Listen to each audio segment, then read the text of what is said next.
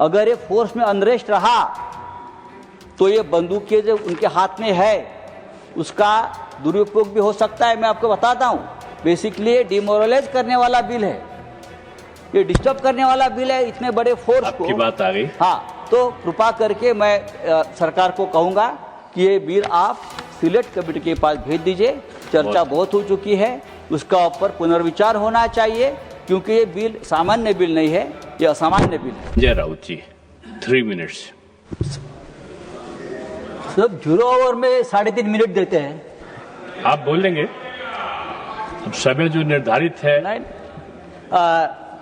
Deputy chairman sir, ये जो central arm police force का बिल आपने लाया है,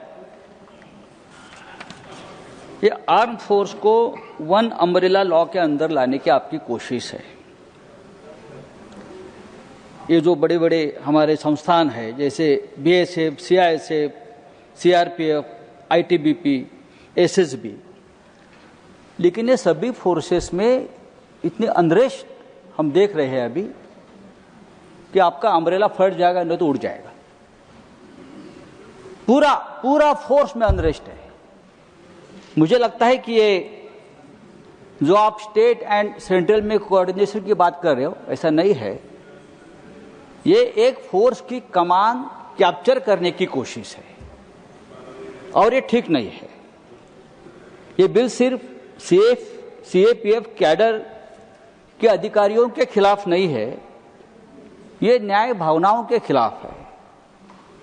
जिस फोर्स ने अब तक सैकड़ों बलिदान देश के लिए किए हैं, उस बलिदान से अर्जित मेरिट के खिलाफ है।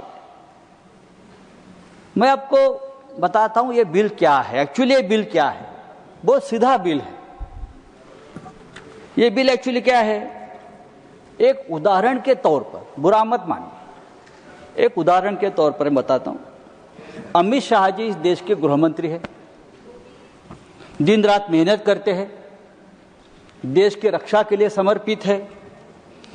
370 हटाया, लॉ एंड ऑर्डर संभाल रहे हैं और भारतीय जनता पार्टी को जिताने के लिए बहुत मेहनत भी करते हैं। चुनाव आयोग, supreme court, ED, CBI, BJP को इस तरह से मैनेज कर लेते हैं कि बस और कोई मैनेज नहीं कर सकता है।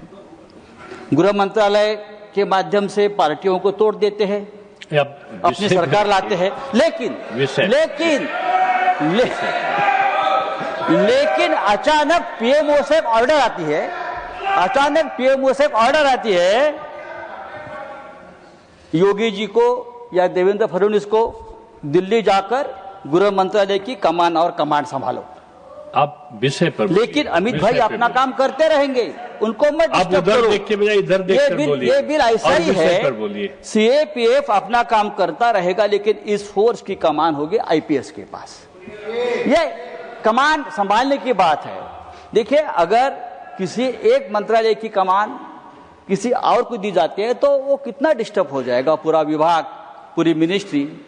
और यहाँ तो 5-5 फोर्सेस की कमान, साथ छोड़ दिया है। 5-5 फोर्सेस की कमान एक आईपीएस के कैडर के हाथ में आप दे रहे हो, और ये कमान के जो अधिकारी है, हाँ, उनको असिस्टेंट कमांड से डेप्यूटी कमांडेंट होने के लिए 15-15, 16-16 साल लगते हैं, और ये फोर्स का कोई डीजी नहीं बन पा रहा है।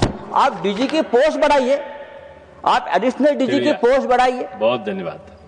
ये करिए, लेकिन फोर्स के ऊपर अन्याय मत करिए, क्योंकि यही फोर्स है जो ये संसद को, एयरपोर्ट्स, हम सबको हमारी सुरक्षा कर रहे हैं। सर, ये बहुत ही गंभीर बिल है और इसका खामियाजा हम सबको भुगतना पड़ेगा। अगर ये फोर्स में अनरेस्ट रहा तो ये बंदूकें जो उनके हाथ में है उसका दुरुपयोग भी हो सकता है। मैं आपको बताता हूं, बेसिकली ये डिमोरलाइज करने वाला बिल है, ये डिस्टर्ब करने वाला बिल है इतने बड़े फोर्स को। आपकी बात आ गई। हाँ, तो कृपा करके मैं सरकार को कहूंगा कि ये बिल आप सिलेक्ट कमेटी के पास भेज दीजिए। चर्चा बहुत हो चुकी है, उसका ऊपर पुनर्विचार होना चाहिए, क्योंकि ये बिल सामान्य बिल नहीं है, ये असामान्य बिल है।